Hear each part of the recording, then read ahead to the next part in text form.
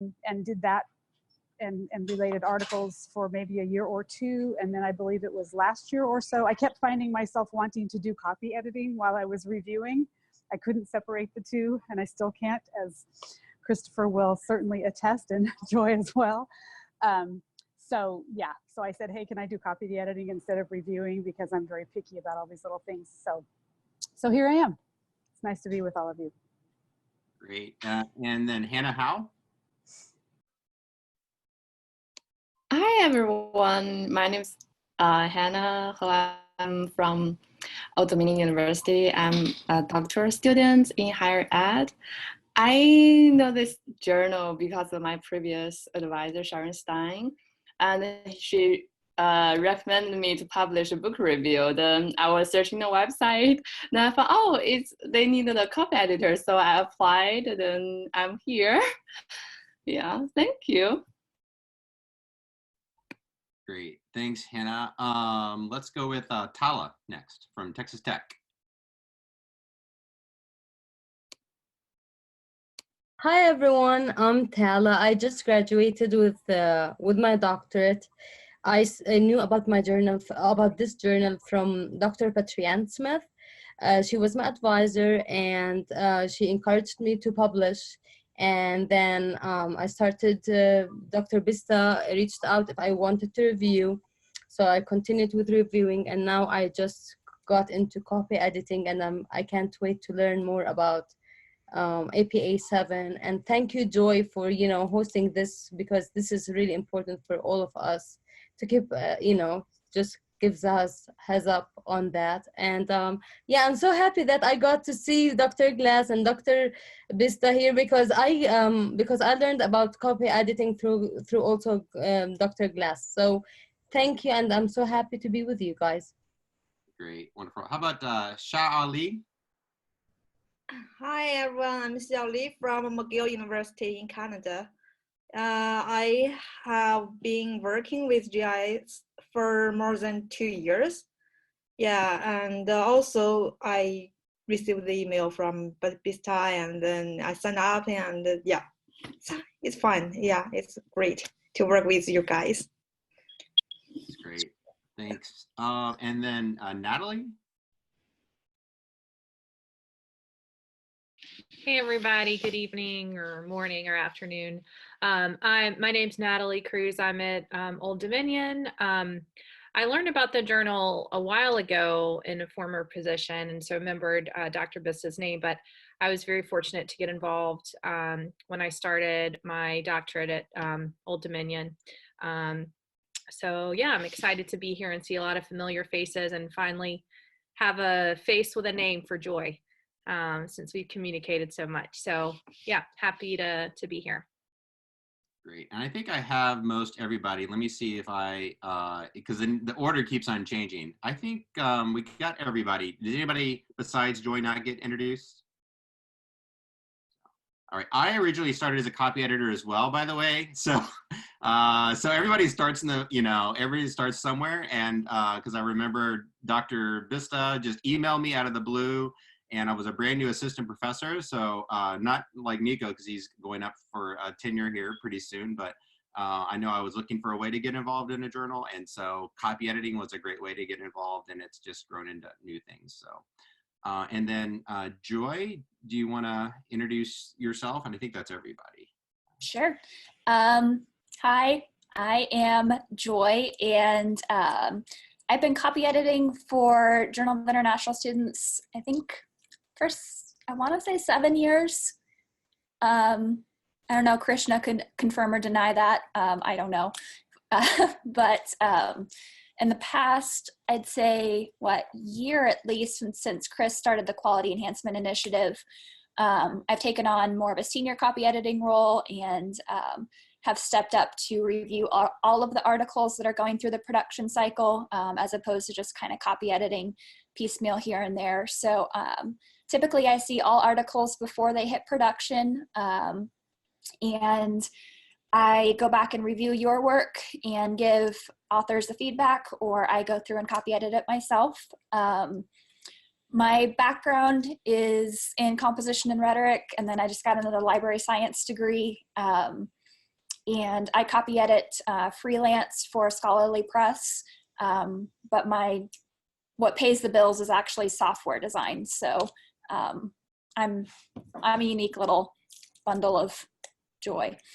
But I'm hoping I can keep your attention this evening. I know APA is not as riveting for you all as it is for me. I have read the new edition almost cover to cover. I have 2 chapters remaining. So I get very excited about this. But I'm going to hit some highlights and really go through the most common issues that I see when I'm copy editing, and then address the few updates that have really been significant in APA 7th edition. But if all of you could do me a favor, if you could use the chat and message me whether or not you have an article out to you right now, that would be super helpful. Because I don't know if everyone who's here is on my list of copy editors, and if there are people out there who could be assigned that I haven't assigned yet, or any of that, that would be really helpful for me. So I am going to share my screen, I think. And feel free to use the chat anytime either if you have a question or something you want to bring to our attention or you want the group to discuss. We'll be monitoring that, and it'll be a chance for you to give feedback throughout without feeling like you are interrupting if Joy is doing a presentation. Yes. Yes, please feel free to interrupt at any time. I don't mind. I get a little carried away. So without further ado, this is a guide to updates and reminders for Journal of International Student copy editors. And all of you will get a copy of this presentation and a copy of the, a copy editing checklist and the updated style guide for our journal. So kind of as a preview, just so you know that there is an end in sight, we're going to look at the major changes to APA 7th edition first. I'm going to go over the editing checklist that I've developed, and then we're going to go through topic by topic on some of the things that I find most consistently in the articles. So we're going to hit on style, and then we're going to get kind of specific with verbs and pronouns, back up to bias-free language, go through punctuation, and then hit everything, and then finally end up with references. So if I don't get through all of the material, you will be able to get through it on your own in the presentation, I think, fairly easily without my narration. So if we don't get through it all, don't worry, but feel free to interrupt and ask questions as you have them. I didn't provide a lot of in-text examples, so if you need that kind of detail, please let me know and I'd be happy to add that. So the major changes that have taken place in this new edition is that they've really drawn a line between student work versus scholarly work. I think that especially in college, a lot of professors have been requiring APA of their college students, but what that means for a college student is very different than what it means for someone who's submitting an article for publication. So they specify in several instances, this applies to students versus this applies to scholars, and then they also have separate sample papers, one for students and one for scholars. So it doesn't matter as much for the scholarly papers that running head is no longer required. The words, quote unquote, running head, colon, and then in all caps, the running head is no longer required for APA. That doesn't affect us that much. But that's something that affects students. So there's clarifications on that. There's a lot of detail on bias-free language. I think in the previous edition, there were maybe 3 or 4 pages, and it's been updated to a good, I'd say 15-page section, maybe 20 pages, and there's further information online. So there's a lot about just being sensitive to different situations, especially since APA is a psychological discipline. You know, it makes sense that they're very concerned about how to best represent people in the terms that people represent themselves. one thing that I love that I've been advocating for a long time is that you only use one space after a period in sentences. So make sure when you're copy editing that you do a Control F and search for that double space and eliminate all those extra spaces, because that actually ends up saving space when we do layout, and it drives me a little crazy. So that's exciting. Another great exclamation for me was when I found out that they are going to singular they. Super excited about that. This means that you can say a student brought their lunch to school without saying a student brought his or her lunch to school. Makes it super awkward to say his or her, or to alternate, or to try to avoid gendering a specific participant or client. So the singular they is a go. So we're very excited about that. It seemed like I heard a mic off. Does anyone have a question? I don't have my videos on because I'm sharing my screen. So I do have a question about the singular they. So I understood well that a student brought a lunch to school, or they lunch to school, their lunch, sorry. That would be correct. Yes. Okay, thank Right. you. Yep. Wanted to make sure because it does not agree with the syntax. Right, right. It's basically the only time that you would use the gender now is that if you actually know the gender of the participant. So if you were doing a study and it was a female that you were interacting with, you could say the participant said that she experienced blah, blah, blah, because you know that her gender is female, that she's identified as female. But if it's if you don't know the gender of the person, if it's just a vague participant or client or student, then it's acceptable to use that third person plural, because it could be a his or her, him or her, and because you don't know their preferred pronouns as well. So they've kind of just accepted that singular they could mean more than one person. Thank you. Yeah. Sorry, I'm snotty. I'm very open about my life. Any other questions about singular they? I have a question. So for the singular they, for the verb, do we also use singular verb? You change it to match. So let's see, if a situation, the participant agreed to bring their consent forms, like the participant is still a singular subject, so you still have the verb that agrees with your subject.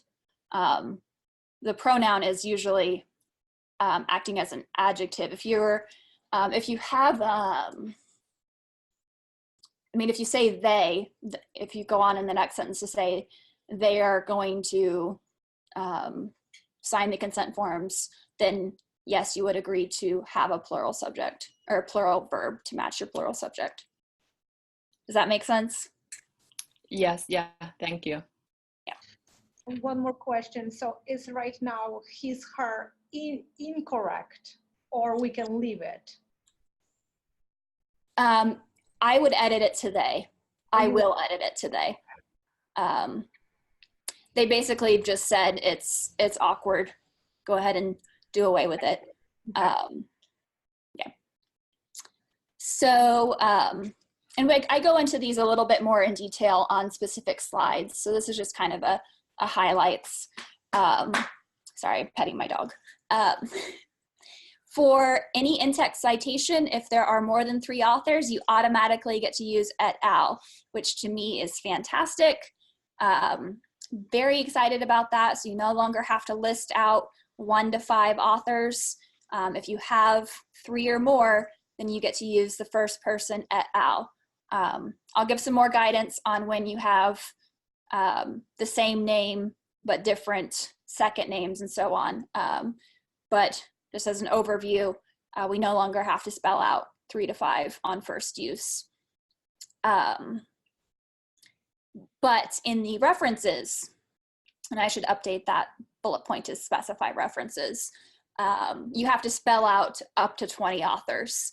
So they are cutting off how many people you cite in text, basically to make it easier for the reader, but then they're balancing out in the references by giving credit to more authors by allowing them to be listed there. And we'll go into more detail on both of those later on. One thing that I consistently found myself querying authors for was the location of publication, because Springer could be the Netherlands, it could be New York. Sage is supposed to be Thousand Oaks, but sometimes they put Los Angeles. So you don't have to include the location of publication, you just include the press, which I think is fantastic. And then of course they have a lot more examples of how to handle references. I think they just had a lot of questions over the past, it's been 13 years since they have updated the edition. So they've kind of corralled those questions into most frequently asked and provided all kinds of guidance. So that's a high level overview of the changes, nothing too extraordinary, mostly things that are really going to make our lives easier. Any quick questions on that? All right. So I wanted to go over the editing checklist. This is something that I kind of ask myself when I'm editing. You don't have to like physically turn into me a checked checklist, but I think it would help, especially some of the newer copy editors, that you look at the checklist before you return the article and see that you've met these criteria. Because a lot of times I'll see most of the points covered, but then one or two things is missing. So having a checklist might provide some general guidance. So first off, good news is you don't have to mess with formatting. So don't worry if the font size is 16, don't worry if it's bold or italic, leave that alone because Natalie and I will take care of it. What you do get to watch out for is capitalization, punctuation, things like that. It's typically good to start out by using the spelling and grammar check because you'll catch typos. If you feel super comfortable in your word for word ability to check, that's fine, but I find that the word one is just a good go-to right off the bat. I've seen quite a few copy editors forget to change British spelling to American.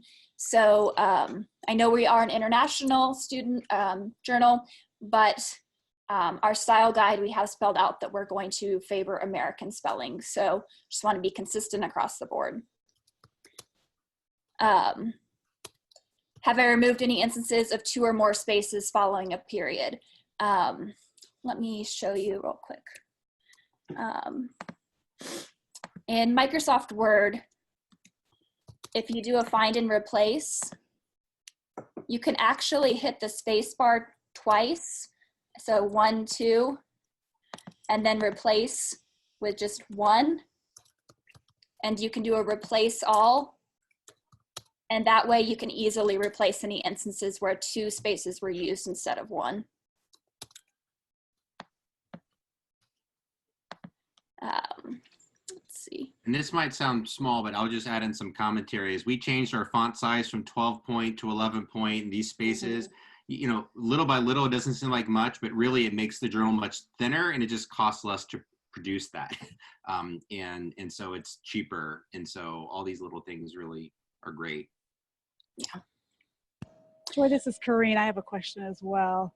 Of course. Are we supposed to be using track changes for all of these sort of? Yes, please. I meant to put that on there. I meant to put that at the top of the list. Okay, yes. Thanks. Please use track changes. I think the thing that's hardest is a couple editors, especially in their first goes of it, had used comments and told the author what they changed or just described the change that they wanted to see rather than making the change themselves. So please go ahead and make that change unless it's something super detailed. I'll kind of try to give guidance about what's too detailed. I guess if you feel like a whole paragraph or several sections is perhaps redundant, you could say, especially since I'm going to look at it, you could say, you know, author, please review these paragraphs and eliminate any redundancy. You know, something like that. I don't expect you to go through and intensively edit something significant like that. If it's editing on a sentence level, I'm fine with that, but anything that requires significant copying and pasting and pretty invasive editing is really beyond the scope of what I expect from you. If you come across articles, and you will come across them, that you think are horrendous, some of those are leftovers from the old system. Some of them, you know, just get through. I will handle that. I will make contact with the author and work them through a revision process, and they will be delayed a few issues. But honestly, the number of those articles has really been reducing. They've been significantly improved since we've moved to the new system. So I don't think you should see anything terrifically bad, but if you see something and you're really questioning whether or not, you know, it has the integrity to be included in the journal, feel free to message me, let me know, and I will keep an eye on it and then follow up with the author personally at that point for further revision. And that has happened several times. So. If I can add, and maybe Christian will have some things to share, but I like to add little snippets. I mean, one of the things I'm really proud of our journal is a lot of the expense of a journal, the reason they charge library subscription fees is because you're paying all these copy editors that are very, very expensive, right? They to do this work, and we're 100% volunteer based. I mean, everybody, I mean, you are and so the entire journal, our entire journal is funded by volunteers and their effort. And so one of the things our authors really appreciate is that that's more personal, and in many ways they can learn a lot from the process, and we just delay them an issue. And they can, as Christian talks about, we can refer them out to work with an outside editor, and it's a learning process for them. And so I just want to highlight that because it's a different philosophy than just our job is just to copy edit.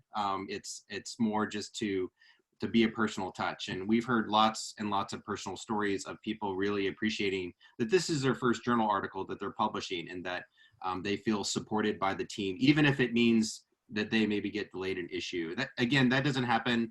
You know, that's not the majority of cases, but occasionally it happens. And so that's the value of your work and our collective work together. Yeah. Thank you, Chris. I don't think I have a whole lot to add. Does anyone have any questions on that? Just make sure you're contacting me or Chris first and not contacting the author directly. Leave that up to me or to Chris or Krishna. So moving on in the checklist, I thought this used to be 120, but I've looked in our management system and I think it's 150 now. So just check, do a word count that the abstract is 150 words or fewer. So in Microsoft, if you just highlight a section of text, it should tell you, it's not telling me, there it is, 67 of 1920 words. So if you highlight the abstract, you should be able to get that word count fairly easily. If it's over 150, if you feel comfortable trimming it down, like if it's a couple words and you feel comfortable trimming it, that's fine. But if it requires fairly substantial revision, go ahead and just query the author. Author, the abstract must be 150 words or fewer, please revise.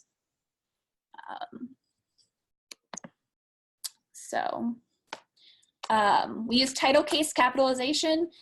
So that means just like you capitalize a book, APA 7th edition says that any words that are 4 characters or more are capitalized. So that includes with and from. I think before I had said 5 letters or more, so we're downing the ante on that one.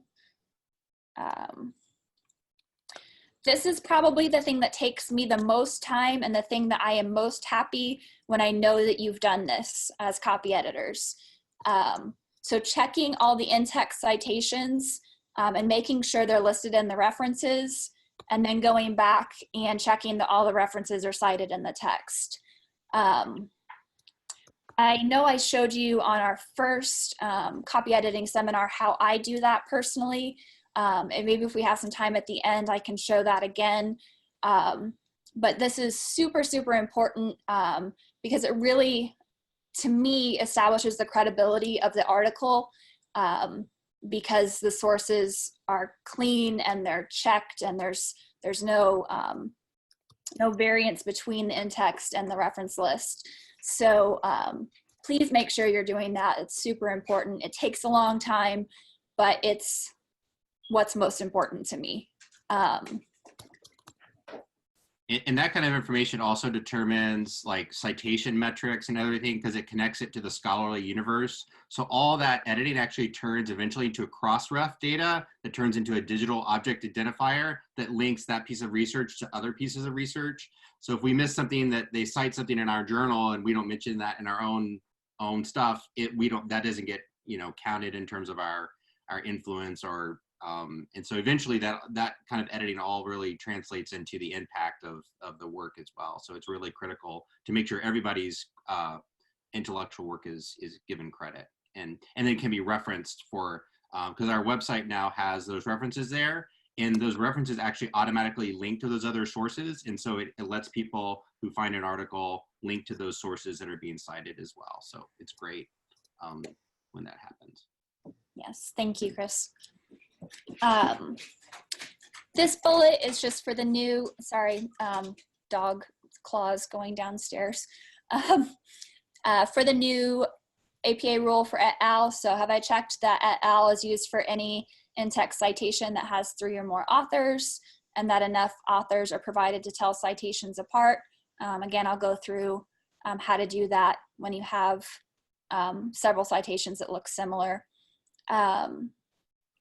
One thing that I see quite a bit is that acronyms and abbreviations aren't queried a lot with IIE, International, or the Institute for International Education. Just make sure that the first time the author uses an abbreviation or an acronym, they spell it out. And then after that, they're free to use the acronym and are expected to use the acronym. I don't expect everyone to have the level of knowledge of APA that I do. That's why I'm the senior copy editor. That's why I go and review things after you've looked at it. But there are some basic rules on when to use numerals versus when to spell out the numbers. So I've given some basic guidance on that in this presentation and in the style guide. So you can try to follow that.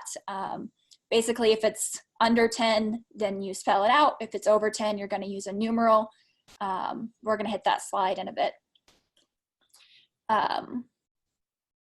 And then have I queried the author or the senior copy editor to know if any language may be edited for possible bias? So this is new based on the emphasis that APA 7th has placed on bias-free language.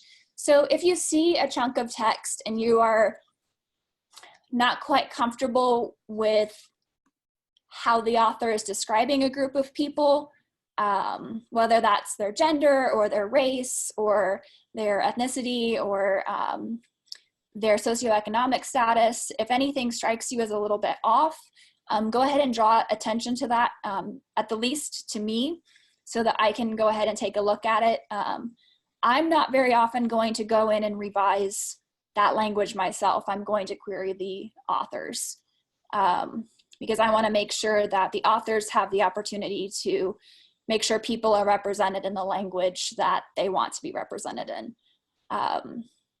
Does that make sense? We're going to have some slides on bias-free language. Okay, silence is affirmation. For references, make sure it's sentence case capitalization. Replace hyphens with end dashes. I actually set up my Microsoft Word to have a keyboard shortcut for an end dash. can show you. When I'm in Word, if I go to Insert, and I go to, remember this will be recorded, so you'll get to go look at it later. Symbol, and I go to Special Characters, and I look at N dash. I can click Keyboard Shortcut, and I've made my keyboard shortcut, now granted I'm on a Mac, but I've made it a command and the hyphen, so that anytime I click command and hyphen, that makes an N dash. So that's something that you could do. You can make it shift and hyphen, you can make it, although that would make it, anyway, you can do whatever you want to do for your keyboard shortcut, but that makes life a little bit easier rather than doing like space hyphen space to get the computer to do it. Okay. Okay. Remove the location of publication for books. Check that URLs are active and direct to the source. If the URL is dead or goes to the wrong place, please query the author. Just say, author, this URL is no longer active, please update. That's sufficient. On tables. Joyce, I'm sorry, can I ask you a quick question, Joy? So when you say URLs are active, you don't mean that the hyperlinks are hot though, right? You mean that the links go to the right resource. They're still shouldn't be hot. Okay, I think we need to make sure we understand the difference.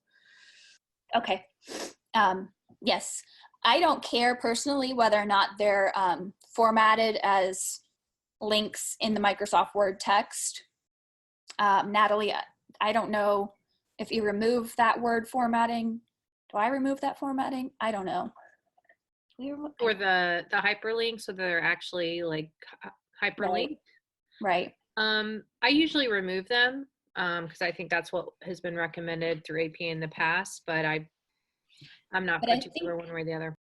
I think with the way that our system automatically goes back in, they insert links to references. So I'm not sure. I don't think it matters a whole lot. I will give you guidance if anything changes. Okay, but if they're not hot, we don't need to worry about it. The main thing is just make sure it's a good link, a good URL. Yeah. Right. Exactly. Tables. Tables are the bane of my existence. I pretty much have to rekey at least half of the tables that come through because authors don't put data in individual cells. They just hit enter, and that makes my life really sad. But make sure that the column heads and the text is sentence case. That helps me out. And then make sure that if there's any abbreviations in the table, that those are spelled out in the title caption or the notes. So I don't expect you to have to rekey the tables if they're awful. If there's anything basic that you'd like to do to clean them up, that's fine, but I don't expect you to do that. And Joy should be happy that we recently updated our author guidelines to request 4 or less total tables or figures. Not that 4 is a magic number, but we didn't, occasionally we get articles. It's not APA best practice to have like 12 tables. Certainly they recommend not to do that, but we wanted a guideline to be able to not have us involved in formatting 10 different tables if for some reason that went through peer review. And so that was the idea, is just to make sure people are much more selective about what they choose to put in a table, because in terms of time, that's pretty time intensive to format that table because of people do weird, quirky formatting. And Joy would give you stories all night long about that, I think. Yeah, it makes me, you could ask my husband, there's lots of screaming and gnashing of teeth. Anyway. So that's the editing checklist. You're gonna get that as a document. You're gonna get the updated style guide. My watch says I can't read it because it's now in military time.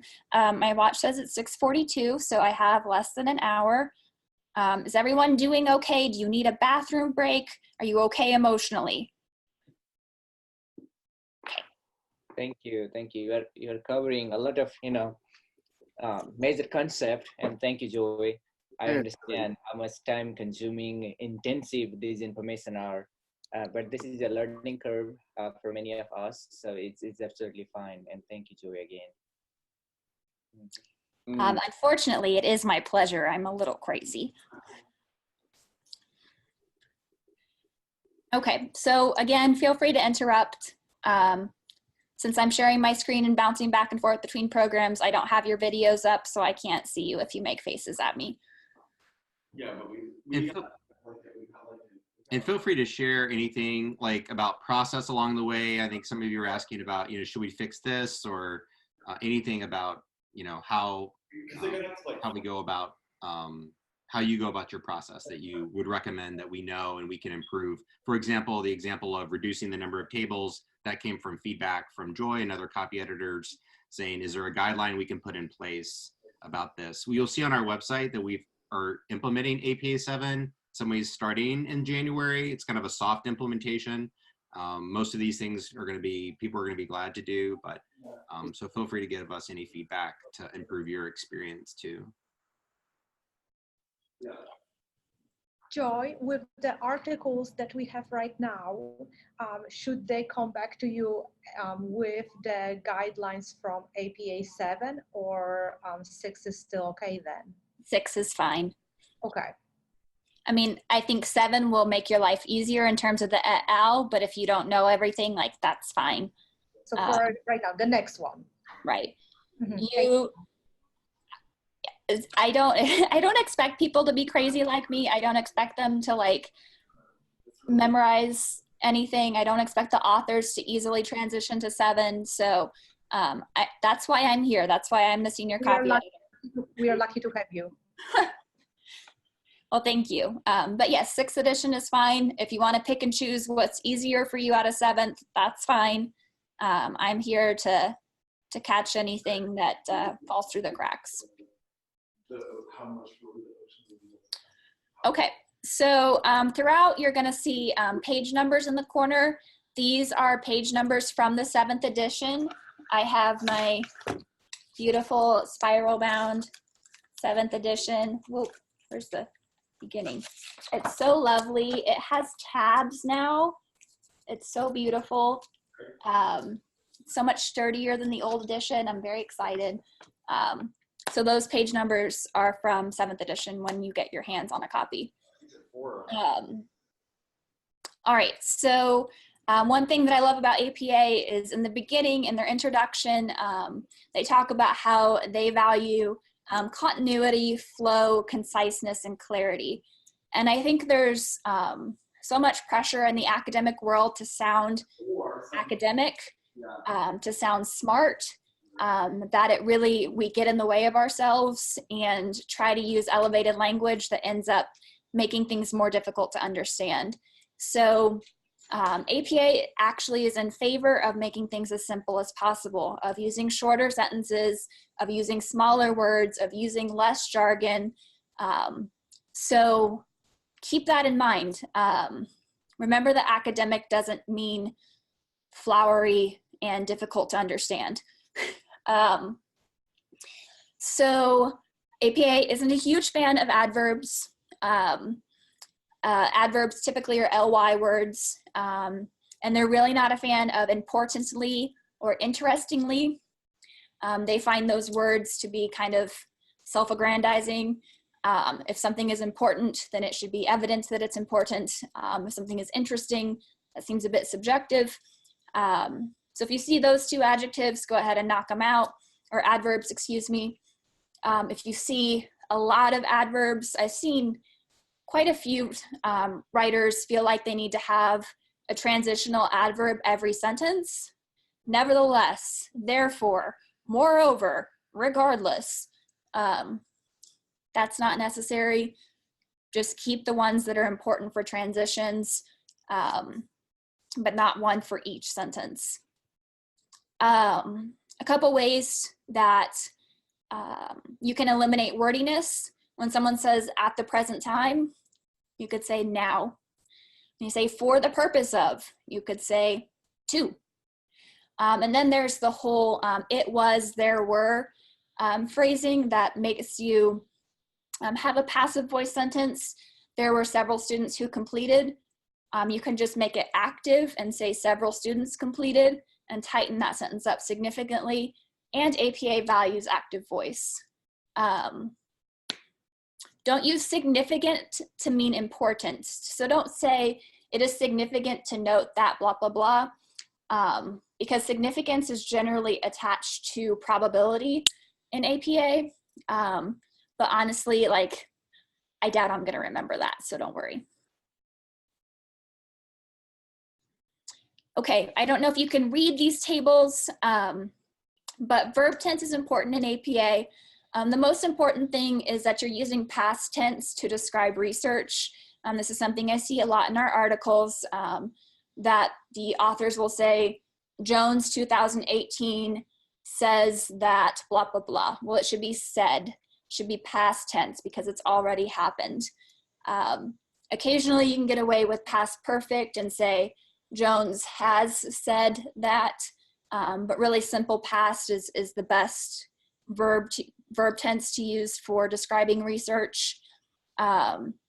And use active voice whenever possible. I think people think active voice means writing fiction.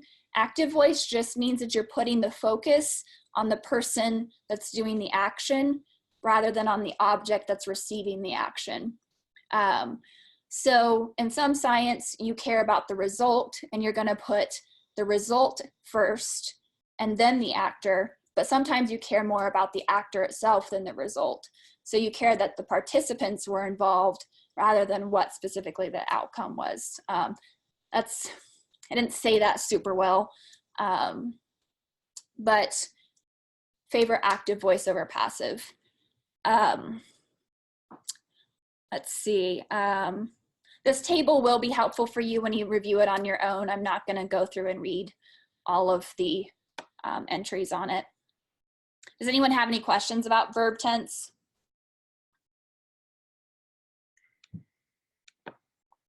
All right. So our pronoun, that singular they, Actually, use that Jordan, singular. Go ahead. I'm so sorry, this is Lisa. Hi. I had a quick question about what you were just mentioning about verb tense. Mhm. So if an author is talking about research that's been done pretty recently, so that the phenomenon being described as, you know, a current evolving phenomenon, would you still recommend that we suggest past tense be used? So anything that you're using to describe the actual research report is going to be past, but the event itself can be present. So you could say Jones 2018 concluded that depression is caused by barometric pressure. Well, depression is caused by is present perfect tense. So that's present tense, but you're using past tense to describe Jones, I guess 2019, 2020, whatever.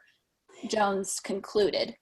So you're attaching the verb close to the study with past tense, but if it's a phenomena that continues to be true today, then present tense is fine for the outcome. Does that make sense? Yeah, thank you very much. Yeah.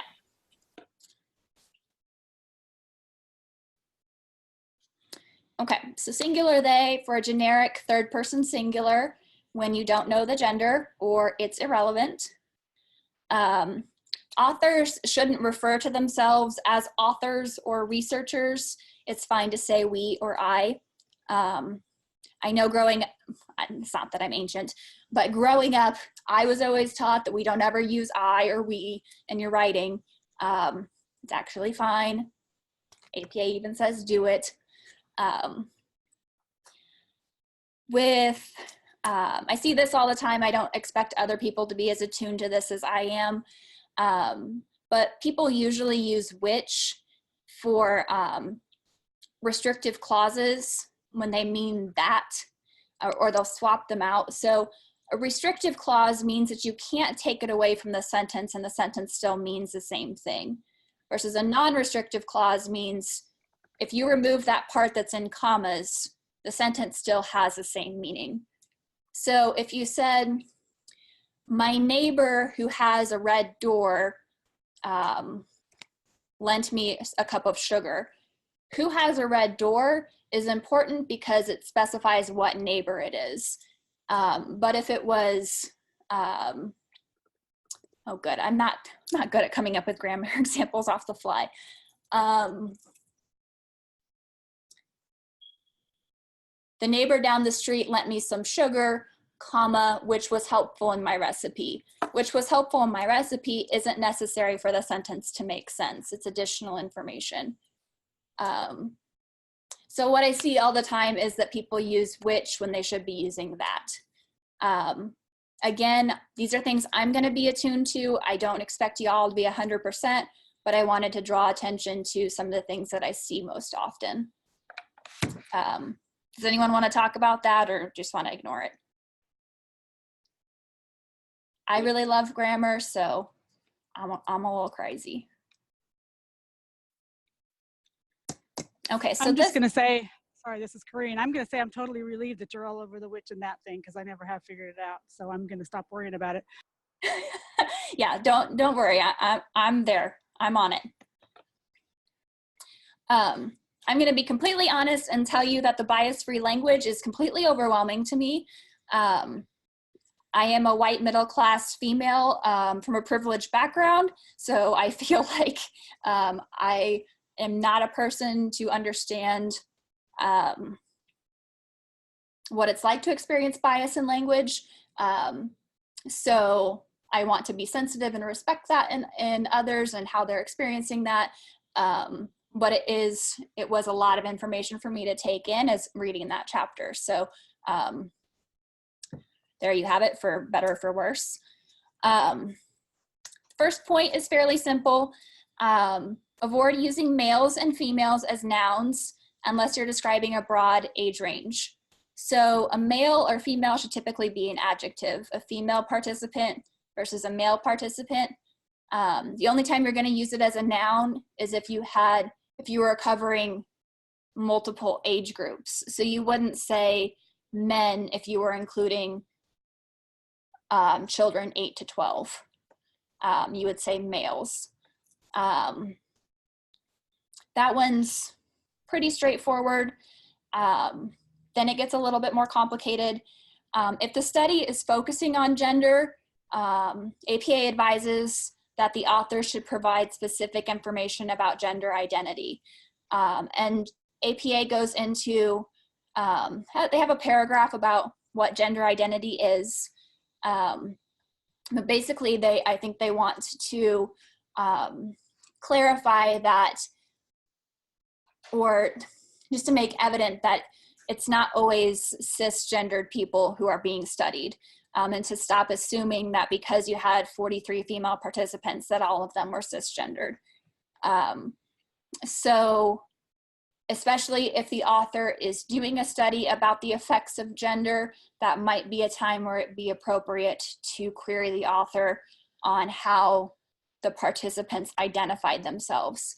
Now, I am going to give a caveat that this is the Journal of International Students, and this is the American Psychological Association. So obviously APA is going to have an audience within the US that understands a lot of the connotations behind biased language.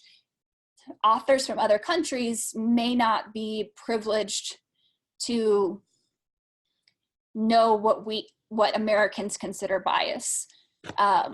So I think there's going to be a lot of flexibility with this. What I've tried to put down on these slides are just general guidelines.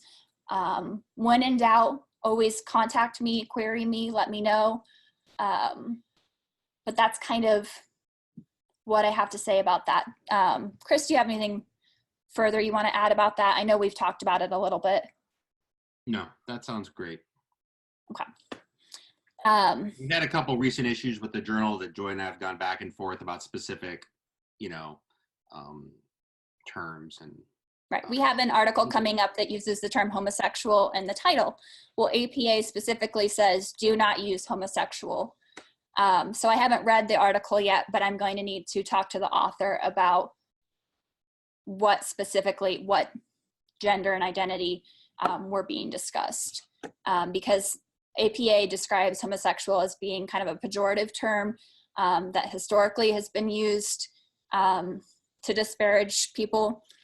So again, I think a lot of these concepts may not be super abundantly clear to international authors or even to me, myself.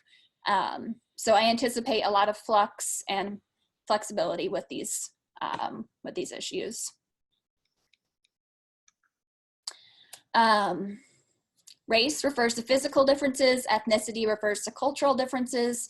Maybe you all knew that. I didn't know that. I thought they were used interchangeably and I didn't understand the difference, which is really kind of shameful considering I have postgraduate education.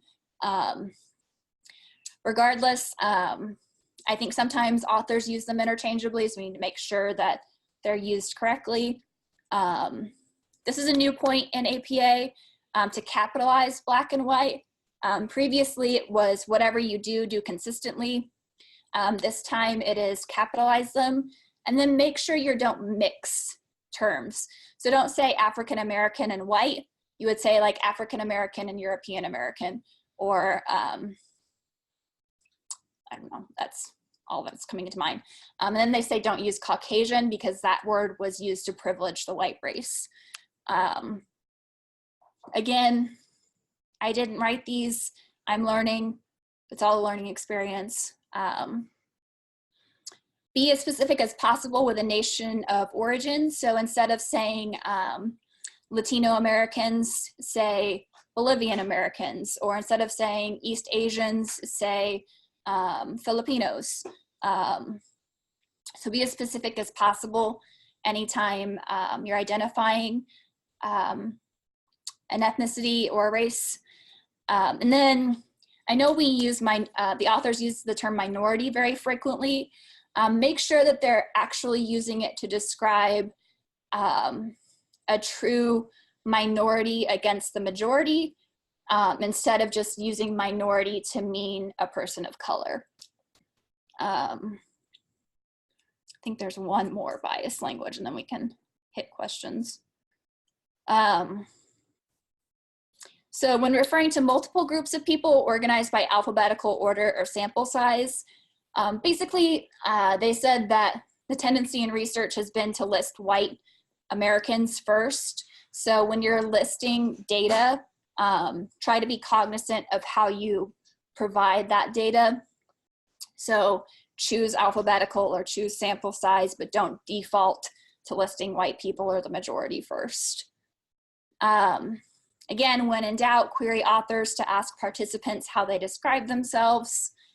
Here's a sample query you could use. And then furthermore, when still in doubt, query me. Any thoughts or questions on that?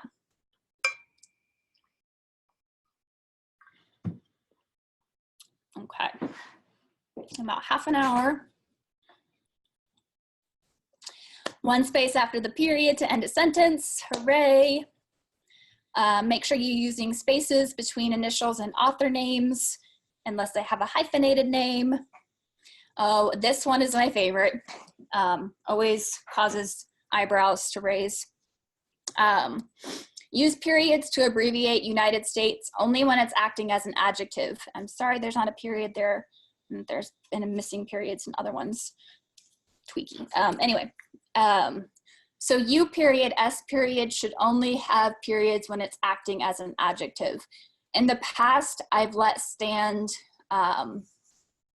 US without periods as a noun. And then the authors were super confused why I was adding periods sometimes and not others. So I think just as a rule, we'll spell out United States as the noun, but use U period, S period for the adjective. Is everyone on board with that?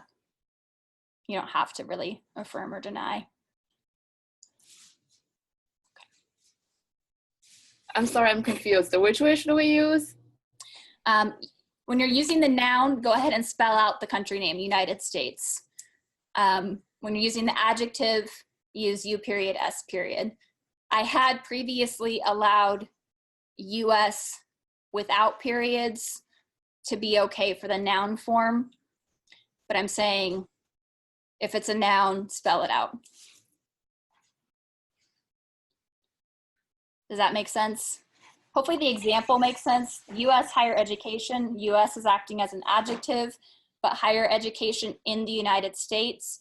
United States is the object of the preposition, so it's a noun and we're spelling it out. Yes, that makes sense. Thank you. Sorry, my nose is running and I'm gross. I'm like a puppy. Always has a wet nose. I don't know. Anyway, sometimes this running dialogue makes presentations more interesting. Do not use periods and abbreviations for academic degrees. Don't allow parentheses to butt up against each other. Use a semicolon to join them.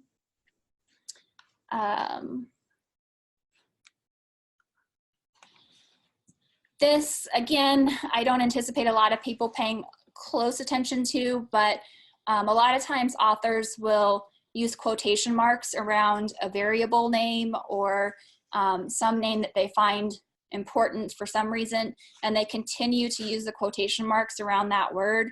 It's only necessary the first time, unless it's being used as a linguistic example like the letter M. So I don't expect you to catch on to this, but just know that quotation marks are only necessary on first use. Confidence interval limit should be in square brackets. That's those little guys. So even if there weren't these parentheses here, it would be in square brackets, no matter what. Use hyphens to join an adjective phrase that's modifying a noun.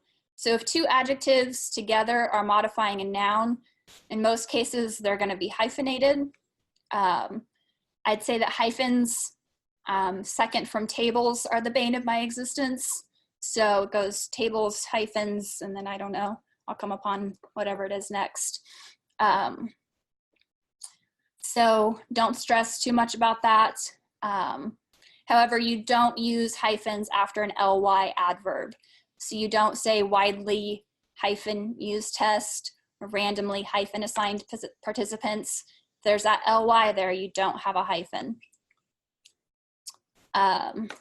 We love the Oxford comma. We don't want to eat grandma. Any questions on punctuation? A quick question on using italics for emphasis. So like the first sentence you have up here on first use, is that consistent? Is that changed or? Italics is here. So you can use the italics to introduce a key term or phrase, and you can use italics for emphasis, but generally you shouldn't. Italics is similar to quotation marks where you don't need to use it repetitively. You introduce the term mindfulness with italics, but then afterwards, when you use the term mindfulness, you wouldn't italicize it. Okay.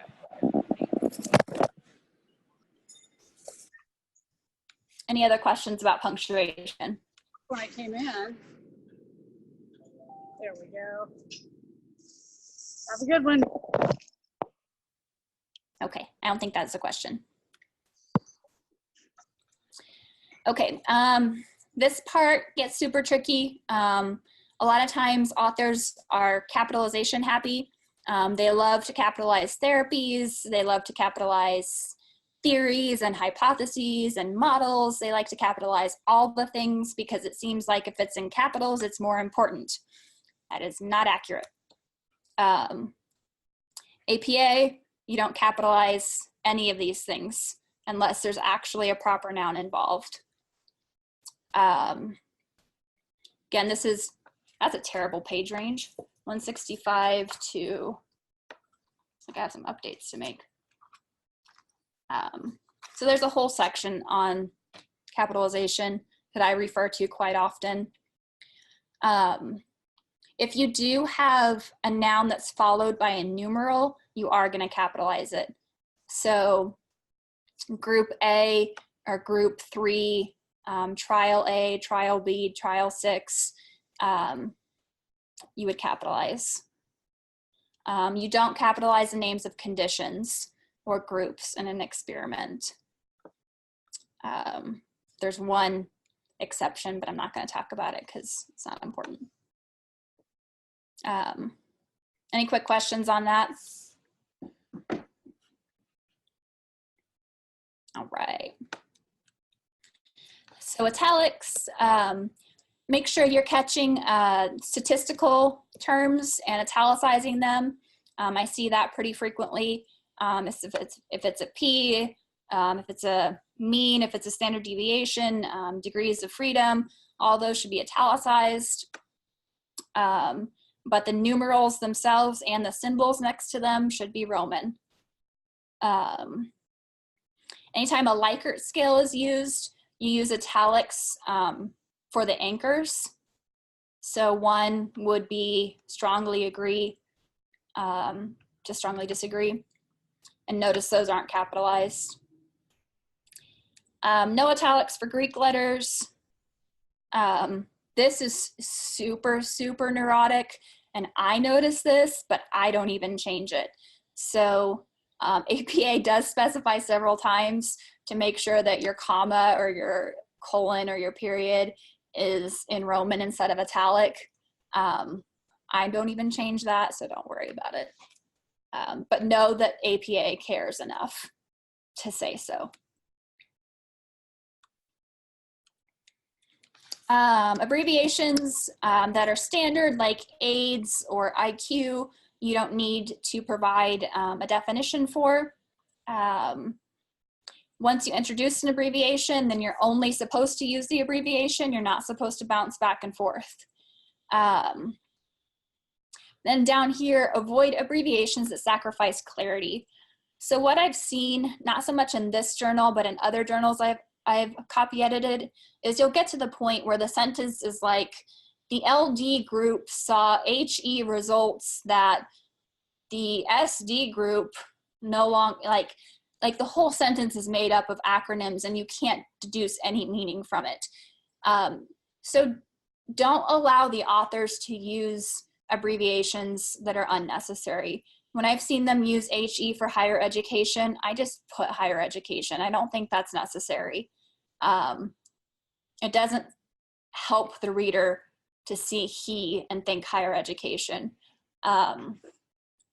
So there's some flexibility with that. Obviously, it's kind of a subjective choice as to whether or not the abbreviation is sacrificing clarity. But do keep that in mind. If there's an abbreviation and the original term is singular, like analysis of variance, ANOVA, then you would add an S for analyses of variance. So it'd be ANOVAs with a little S. So do be aware that abbreviations and acronyms do take on S's when they're plural. My favorite, EG and IE. EG means for example. So it means this is just one example of many options available. IE means this is the only option that's available. IE means that is. So if I say I have my favorite pair of pants, i.e. the ones with the gold brocade, you can't use EG because it's a favorite pair of pants. There's one favorite pair of pants, you're gonna use IE because it's that is. My favorite pair of pants, that is the ones with the gold brocade. But if you said I have 3 pair of pants that I love, e.g. the ones with roses are my favorite or are my second favorite, something like that. Luckily, at the very end of this presentation, I have a link to the oatmeal graphic that describes when to use EG and IE. It's very funny. I recommend reading it. But also, second note, anytime you have EG or IE, they need to be within parentheses. So don't allow them in running text. So if you're just trotting along in the sentence and all of a sudden you see E period, G period without parentheses, you need to edit it to make sure that content is in parentheses. Questions on that?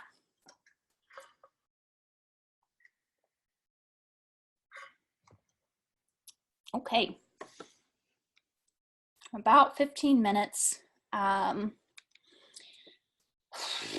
Numerals, let's let's see. Hold on. Okay, so we have about 15 minutes left. I have numbers, tables. We're looking at some tables, in-text citations, and then information about references. I'm going to say the numbers isn't that important. You can look at it on your own. Tables, I usually fiddle with these, so I'm not going to give you a whole lot of information on that, except to show you these two examples side by side. This is the unedited version, and this is the edited version. So you'll notice table captions should be in title case. So I made that happen. All columns should have a heading. So I changed this to have variable as the heading. And then there wasn't a lot of value in making these one column.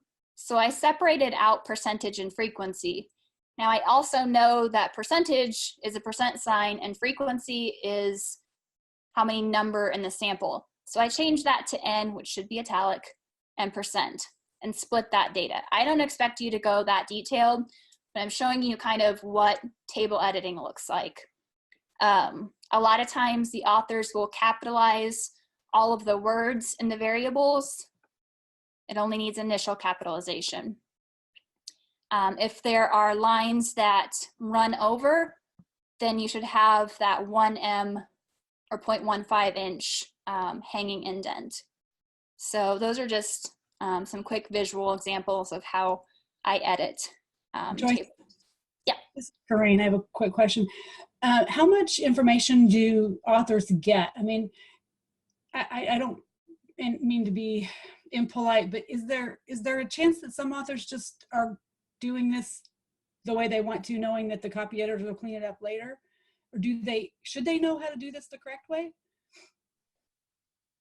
How much information do we or / you give them at the time of submission?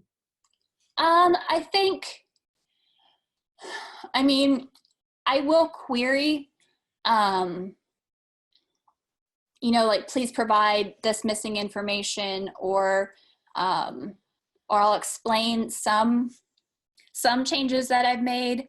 I kind of take it as a halfway between, I used to work in writing centers, so I kind of take the approach to JIS as halfway between a writing center tutor and a copy editor.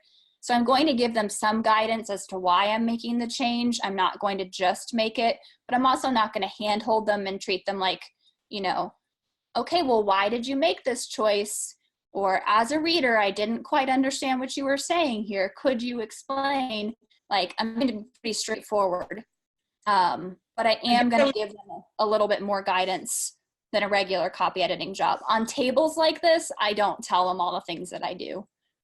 Okay, so but if we tell them they should be following 7th edition of APA, they should know how to organize this information, no? I don't think an author would think, I mean, I would probably comment on this instance that I split these into 2 columns just for clarity. I don't know that telling them to follow APA 7th edition would communicate to them that they needed to put this in sentence case. Okay, that's what I needed to know, is how much should they have already done properly from the beginning? So it sounds like not a lot. Honestly, if their references are in decent shape, I'm happy. Okay. A lot of these neuroses. Guidelines specify APA 7 now or APA earlier, and then one of the 5 criteria that we ask people to comment on, our reviewers, is APA. And then I put a link in the notes here, the instructions we give to our reviewers. And so ideally, this gets caught in the peer review process, because if something is not in accordance with APA, you know, they're going to get penalized. That's not always the case. Not every reviewer is like Joy and notices these things. Some reviewers just, you know, are doing a great job at looking at other aspects of the manuscript that are strong, but they miss a lot of issues with the style guidelines. And so might not notice some of the language bias issues, and that passes through the process. And so really, you're the last mile. I'm not sure, like, the metaphor I can use is like copy editors are literally walking the last mile, which is the most important mile, because it's the mile that goes between the journal and the peer review process to the public. And so you're just making sure that last mile is going to be, is going to make sure that we are well represented And so I hope that helps too, or the links on the website, what the reviewers are looking at. So yeah, that is helpful because I hadn't realized that reviewers were also looking at APA. I thought they were only looking at substance. So that's helpful. they're supposed to, they comment on it. Some do more than others. I think a lot of people think that they know APA until they look at the nitty-gritty of APA. So some reviewers maybe feel confident that they use APA because they cited their references. Whereas I don't think a lot of people think about the details that I provided in this presentation as being APA style. I don't know how many of you out there who are listening feel this way, but I think sometimes people who want to be copy editors think that they're going to be involved in the language and at the sentence level much more than I ever engage in. That copy editors are like, oh, I'm going to improve clarity of language and conciseness and things like that. And yes, you can do that, and that's within your scope, but so much more of what I edit for is APA style, and it's whether or not it's using a hyphen or an en dash, or whether or not the percentage sign is repeated, or whether or not they've used title case capitalization. And I think that really improves the credibility of our journal, because when I look at other journals and I see APA errors, I immediately discredit them. Like, I'm like, oh, they don't know what they're doing. Like, these two references from the same, journal, the same issue are treated completely differently. Like, clearly they don't value, quality. So granted, I'm a little bit cynical and judgmental, but to me, copy editing is much more about providing consistency across the journal than it is about having the opportunity to really coach the authors on language choice. So there's that. I don't know how you all feel about that. I know some of you are much more inclined to comment on content than on APA. And I appreciate those content comments, and I typically leave them in or will expound on them. But what takes me the majority of the time when I'm going through the articles is looking for that consistency. And as you all improve in that consistency, that saves me a lot of time. So that's what we're looking for. I don't know, Chris, do you have anything to? No, you said it great. We all love you, Joy. This is, we're learning so much. Okay. We like your neurotic, whatever self. It's great. We'll later on once you start reading comments. We have been writing too many comments for you. The chat room. I can't wait to read the comments after I'm done. We should probably make sure to leave time if people did want to share anything like in more unstructured format, either questions specifically that are on their minds for you that might not be, or even just things to share with Krishna and others. Let me speed through the references real quick. We'll just take a quick look at each slide. I won't explain a whole lot. And then I know we're pressing up against time, but maybe the people who have more questions can maybe take a few minutes with us. Okay, so one thing I mentioned was making sure you can differentiate when you're using et al. For if it looks like they're the same thing. So here we have Kapoor, Bloom, Montez, and Warner, and then Kapoor, Zucker, Bloom, and Tang. So both of these would shorten to Kapoor et al. 2017, and that's a problem. So in order to differentiate them, you're going to list however many authors it takes to show the difference. So in this case, it's Kapoor, Bloom et al., Kapoor, Zucker et al. If it were down to the third author, then you'd list the first three. So that's how you differentiate between different authors with this whole new et al. Thing. I mean, it's not new, but just wanted to draw attention to that. Let's see. Not really too worried about this. Do go ahead and query authors, and I'll try to remember to do this as well, to provide DOIs if they haven't done so. APA is all on board for providing DOIs. There's also a thing called shortdoi.org. So if a DOI is super long and unwieldy, you can go to shortdoi.org, copy that DOI in, and they're going to give you a shortened version. So that's nice. Electronically on the web page, when what we do is we cut and paste the reference list and we put it in our system, and our system automatically looks up those DOIs. And so electronically, it's going to be connected to the DOI universe without even the DOIs being in the article. Nice. So the article it's nice to have them in there as well, but just know that it'll automatically do that no matter what. So if you miss some of this, I'm not saying that you shouldn't worry about that, but it will still happen. It's just whether it's on that printed page or not. It will in the electronic universe. Our system literally looks up each of those articles because we're now connected into Crossref, which is kind of a language communicator across academic platforms. And so we communicate with Crossref, which communicates with the academic universe. So we're in that universe, and we're connected to them. They're connected to us. Awesome. You guys can read that, so I'm going to skip that. It's not that exciting. No location anymore for the presses. If the author is the same as the publisher, then you don't repeat it. So here for the APA manual, American Psychological Association, and then here's the title. Normally it would have been like New York, author for the publication information, but since the author is the publisher, you don't have to repeat that. So that's something new. And you can take a look at these on your own. One thing about dissertations and theses is that they've changed the parentheses to square brackets. And then if the dissertation or thesis has been published, you add the university into that bracket information. So there's that. I see IIE websites all the time, so I did a sample here.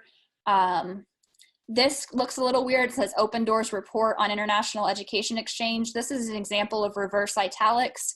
So Open Doors is actually the name of a publication, which would normally be italicized. So since it's in the part of the source that would be the equivalent to like a book title, this is in reverse italics. I don't know if that makes sense, but if you think it's a mistake, it wasn't. Here's an example of a web page where I had to provide more information because it wasn't clear what the website was. So APA is on board with that. And then you only provide a retrieved from date if it seems like the website isn't stable. So because you could go visit iss.ku.edu in 2019 or in 2020 and see completely different text than I'm seeing now, that's when you provide the retrieved date. Otherwise, you just drop in the URL, no retrieved from. And then here's my resources. And that is that. I'm going to stop sharing so we can talk. Ta-da! Joy, to the question of the website that might change, I get that we don't need to put the retrieved from, but if the website is going to change and we put the date in, do we still put the retrieved from? That goes away regardless, or no? No, it's weird. They only want the words retrieved from if there's a date included. Otherwise, there's no words. It's just the URL. Oh, okay, thanks. Yeah, it's weird. So. Oh, I was showing you on my screen, but you guys weren't seeing it because it's not shared. Sorry. Thank you, Joy. I just received my hard copy of the recent edition. It looks beautiful inside. Perfect copy editing. Really cool. And also many thanks for Chris Glass for the little logo I put on the back coverage, just to let people know that this is coming out. Oh, there you go, the other one. Thank you, Chris. Beautiful. Yes, it is. And this will be our front cover page, cover art for the next 4 issue of 2020. holly celebrations, you see. So it's a very cool. Nice. And also I received my 7th edition, but this is a hard binding. It looks slightly different. Page Why don't you have tabs? Yes, I do have a tabs inside. Okay. But the binding is slightly different from yours. As an editor of the journal, please request the publisher to get a complimentary copy. And I can also request few. For the request, you can put the journal address or whoever, even my name or Chris' class name, whoever is there, just get a copy from the publisher. That's all. And thank you so much, Joy. It's very impressive. Yes, I'd like to make one announcement, not an announcement, probably a suggestion. In a future meeting like this, probably we can invite.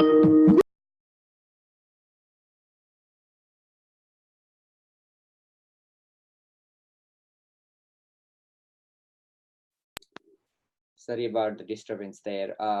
Maybe in our future meeting, probably we can also invite tentative authors or maybe reviewers, other member of the editorial board, and maybe we can do as a webinar, webinar format, so that a large number of participant or the member of the journal would take advantage of this. I wish I would bring my doctoral students or graduate student for this particular presentation. It was very, very effective, eye-opening for many of us who have been working for many years, still new. So Joy, thank you so much. This is very impressive. You're very welcome. We could provide this as a webinar if you wanted to send this out sometime, just as an idea. I think that's an interesting idea, Krishna, to do that, if Joy would be amenable to If anyone wants to listen to me prattle on about APA and wipe my nose for an hour and a half, they're welcome to it. I know we're coming up on 8:30, and I do want to be sensitive to people's time, and I know some people may need to go. Others are welcome to stay. I'm sure we'll stay as long as people might need, but let's maybe all together thank Joy, because I know she put a lot of time in the preparation in this meeting, so thank you. So thank you, Joy. Letting us learn as we go. And then I think, from Krishna and myself, we're very open to any feedback you have, any ways you want to get involved in the journal. Reach out to us with anything. We're very glad to meet with you one-on-one or exchange emails, text, whatever is easiest for you. We'll do whatever is easiest for you to communicate with us. So just know that, we're glad, and hopefully Joy's been wonderful because she wants to gather this community of copy editors together. So hopefully we'll gather again in a few months. I know it was her idea to do this, so it was great. So I guess if you need to go, you feel free to go, but anybody who wants to stay on and geek out on APA 7 for a while or share any feedback or talk, please feel free to stay. But if you have other plans this evening or this morning, depending where you are, you can go. So.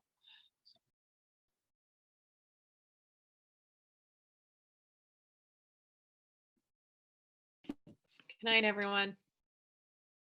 Good night. Hello. Good night.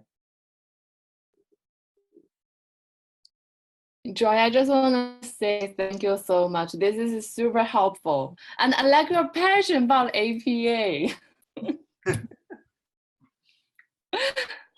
Really learn a lot.